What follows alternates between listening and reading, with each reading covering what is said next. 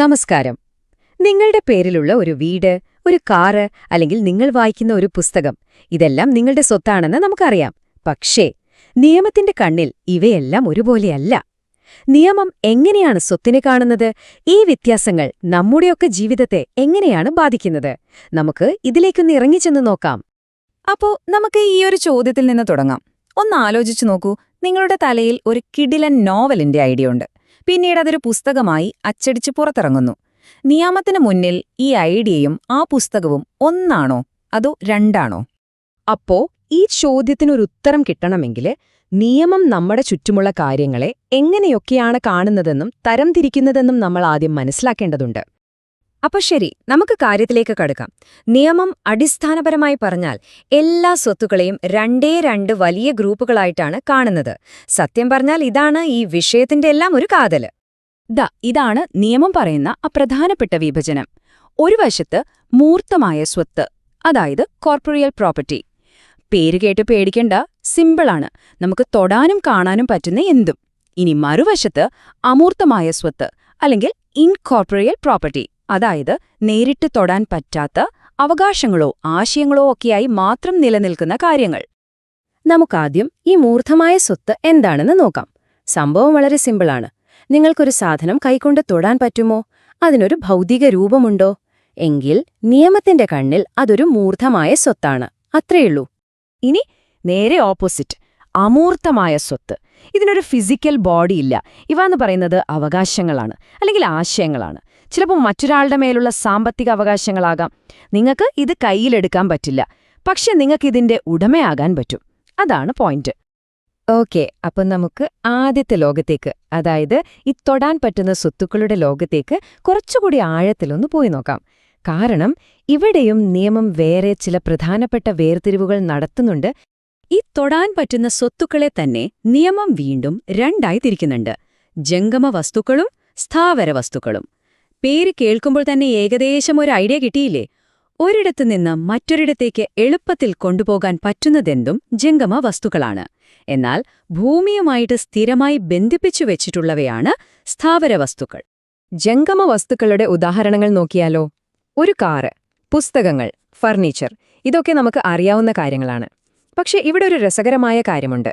വെട്ടാനായിട്ട് നിർത്തിയിരിക്കുന്ന മരങ്ങളും വിളവെടുക്കാൻ പാകമായ വിളകളും പുല്ലുമൊക്കെ നിയമം ജംഗമ വസ്തുക്കളായിട്ടാണ് കണക്കാക്കുന്നത്. കാരണം അവയെ ഭൂമിയിൽ നിന്ന് വേർപെടുത്താൻ ഉദ്ദേശിച്ചുള്ളതാണ്. ഇനി സ്ഥാവര വസ്തുക്കൾ നോക്കാം. ഭൂമി, വീട്, ഇതൊക്കെയാണ് ഏറ്റവും നല്ല ഉദാഹരണങ്ങൾ. ഇവിടെയാണ് ആ മരത്തിന്റെ കാര്യം ഒന്നുകൂടി വരുന്നത്. വെറുതെ പറമ്പിൽ നിൽക്കുന്ന മരങ്ങൾ, വെട്ടാൻ ഉദ്ദേശമില്ലാത്തവ, അവ ഭൂമിയുടെ ഭാഗമായതുകൊണ്ട് സ്ഥാവര വസ്തുക്കളാണ്. കണ്ടോ ആ വ്യത്യാസം? അപ്പോൾ നിങ്ങൾക്ക് സ്വാഭാവികമായും ഒരു സംശയം വരാം, എന്തിനാണിങ്ങനെ സ്ഥാവരം ജംഗമം എന്നൊക്കെ വേർതിരിക്കുന്നതെന്ന്. അതിന് വ്യക്തമായൊരു കാരണമുണ്ട്. കാരണം ഈ രണ്ട് തരം സ്വത്തുക്കളുടെയും വിൽപ്പനയും കൈമാറ്റവുമൊക്കെ നിയന്ത്രിക്കുന്നത് രണ്ട് വ്യത്യസ്ത നിയമങ്ങളാണ്. ഒരു കാർ പോലെയുള്ള ജംഗമ വസ്തു വിൽക്കുമ്പോൾ സെയിൽ ഓഫ് ഗുഡ്സ് ആക്ട് ആണ് വരുന്നത്. എന്നാൽ ഒരു വീട് പോലെയുള്ള സ്ഥാവര വസ്തു കൈമാറ്റം ചെയ്യുമ്പോൾ ട്രാൻസ്ഫർ ഓഫ് പ്രോപ്പർട്ടി ആക്ട് ആണ് ബാധകമാകുന്നത്. കണ്ടോ, നിയമപുസ്തകം തന്നെ മാറുകയാണ്. ശരി, അപ്പൊ നമ്മൾ തൊടാൻ പറ്റുന്ന സ്വത്തുക്കളുടെ കാര്യം പറഞ്ഞു കഴിഞ്ഞു.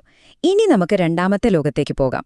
അതായത് തൊടാൻ കഴിയാത്ത, പക്ഷെ ചിലപ്പോൾ അതിനേക്കാളൊക്കെ മൂല്യമുള്ള അമൂർത്തമായ സ്വത്തുക്കളുടെ ലോകത്തേക്ക്. ഇത് കുറച്ചുകൂടി ഒന്ന് ശ്രദ്ധിച്ചിരിക്കേണ്ട വിഷയമാണ്.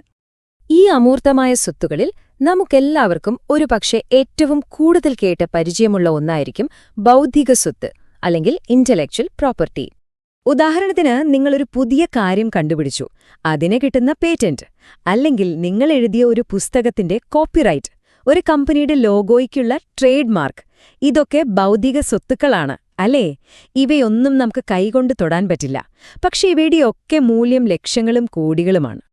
ഓക്കെ, ഇനി അടുത്തത് കുറച്ചുകൂടി ശ്രദ്ധിച്ചു മനസ്സിലാക്കേണ്ട ഒരു കോൺസെപ്റ്റാണ്. നിയമപരമായി ഇതിനെ എൻകംബ്രൻസസ് എന്ന് പറയും. നമുക്ക് മലയാളത്തിലെ തൽക്കാലം ഇതിനെ ബാധ്യതകൾ എന്ന് വിളിക്കാം. അപ്പോ എന്താണ് ഈ ബാധ്യത? സിമ്പിളായി പറഞ്ഞാൽ ഒരു സ്വത്തിന്മേലുള്ള ഒരു തരം സാമ്പത്തിക ഭാരമായി ഇതിനെ കാണാം. ഈ ഭാരമുള്ളതുകൊണ്ട് ചിലപ്പോൾ ആ സ്വത്തിന്റെ വില കുറയാം, അല്ലെങ്കിൽ അത് വിൽക്കാനോ വാങ്ങാനോ ഒക്കെ ബുദ്ധിമുട്ടുണ്ടാകാം.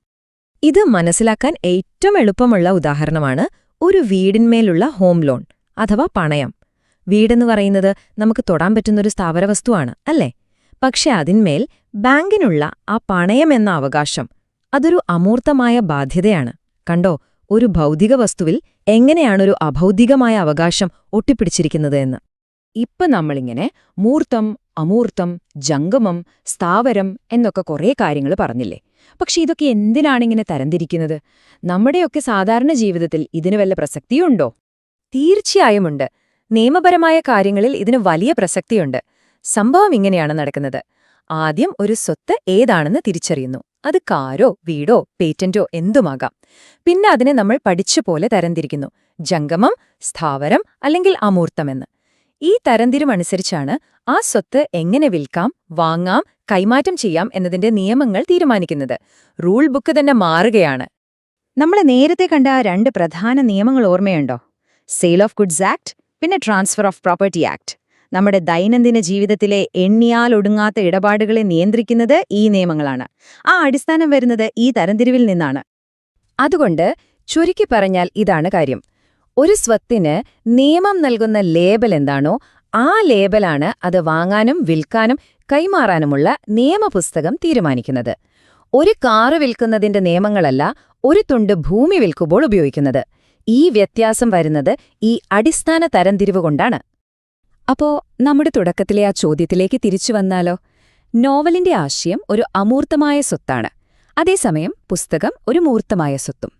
നിയമം ഇവ രണ്ടിനെയും രണ്ടായി തന്നെയാണ് കാണുന്നത്. പക്ഷേ NFT-കളും വെർച്വൽ ലാൻഡുമൊക്കെ സാധാരണമാകുന്ന ഈ പുതിയ കാലത്ത് ഈ തൊടാവുന്നതും തൊടാനാവാത്തതും തമ്മിലുള്ള അതിർവരമ്പുകൾ പതിയെ മാഞ്ഞുപോവോ? അതൊരു ചിന്തിക്കേണ്ട ചോദ്യം തന്നെയാണല്ലേ?